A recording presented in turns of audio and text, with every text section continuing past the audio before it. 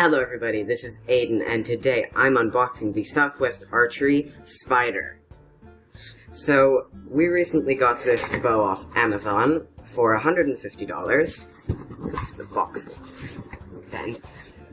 And this is a 62-inch bow, pulling 35 pounds at 26 inches. Now, this isn't Samick licensed, so we can't call it the Sage 2, but it's designed by the same guy or something like that, so it's kind of like the Sage's successor, but not a Samick bow. So if I unrubber band the limbs. So here we have the limbs with a bit of separation stuff.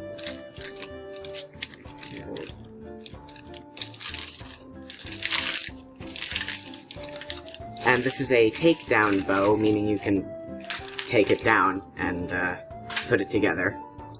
Hence the limbs being able to, come off.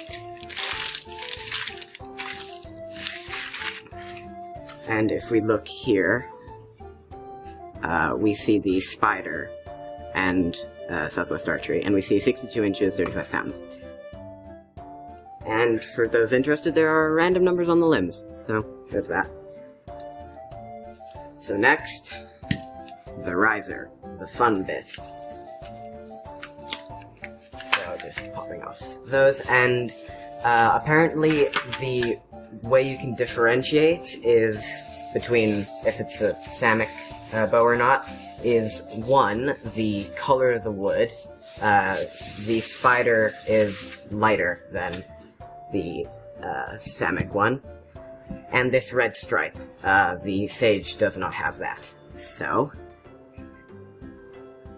you see, sight, that's rest, screw hole, sight screw hole, limbs, stabilizer. This is very, very smooth. This melts. I don't even shoot Recurve, now I want to shoot this thing. So this, it also comes with a string and a Allen key. 14 ply string, small, or S, don't know if that's important. Right, building it. So I'm currently just unscrewing the, I don't know the technical name, but this is the bolt that holds on the limbs. Limb bolt. Yeah, limb bolt, that does make sense. So I'm screwing for days. At this point, you can just... They really don't want these limbs to come off, I can't imagine why.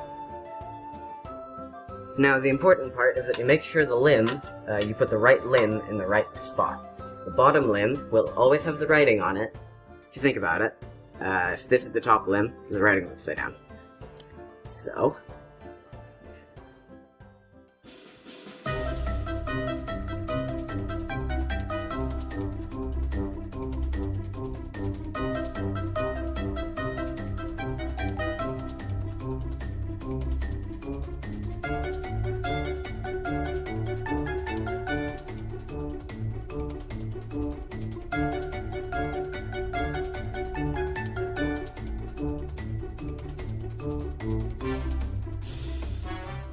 The bottom limb was a little difficult at first, but Dad just did a run through and now it's a little easier.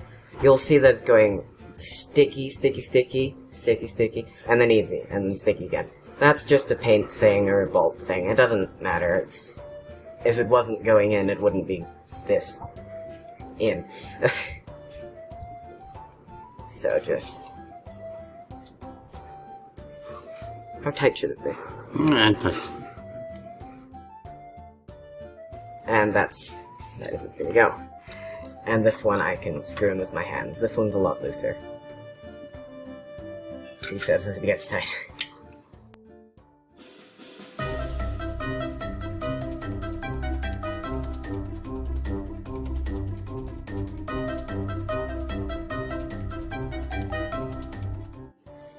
Right, so, now the limbs are screwed in, we can string it.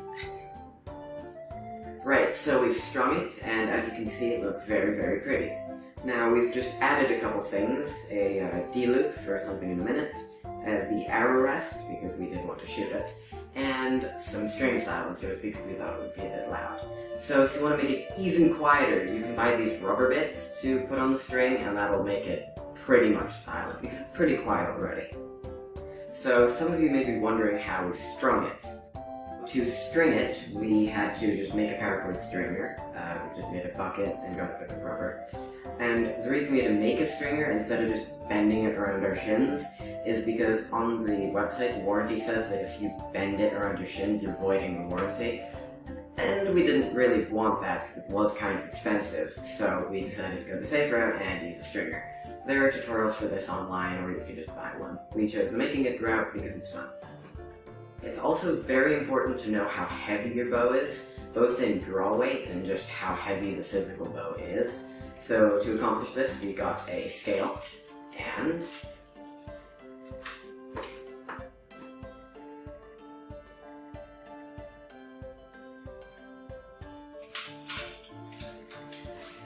as you can see, hopefully, it's 2.24 pounds.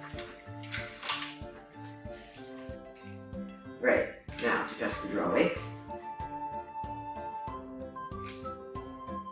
And keep in mind that because the scale is so long, it's going to affect my draw length. So the weight that I show you will not be the actual weight. It will be a couple pounds less. Right, so to test the draw weight, and I'm going to shake because the bow is actually quite heavy.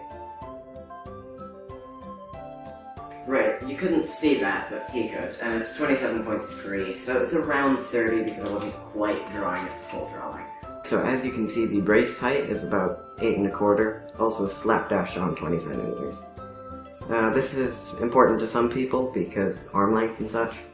This is the draw test, and we're just using one of my arrows that's properly indexed for a recurve.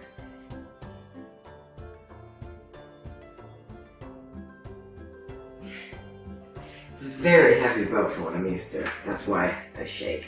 So, some of you may be wondering how you determine where your nocking point is, which is our high-tech bit of tape on the string. And to do that, you take the arrow, you put it at 90 degrees, like that, and then you move it up about 1/4 of an inch to 1/2 an inch, depends on the person, and we moved it up 1/2 an inch because we're extreme. Some people have bow squares to help them do this because a perfect 90 degree angle is kind of difficult to eyeball. But we didn't, it's just right around there.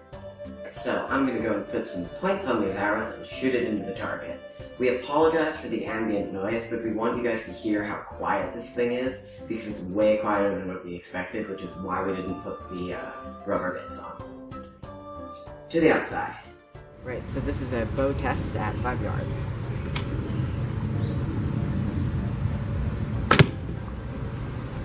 This is a bow test at 10 yards.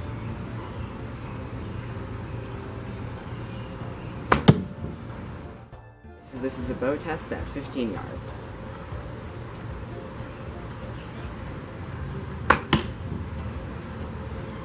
It's close enough.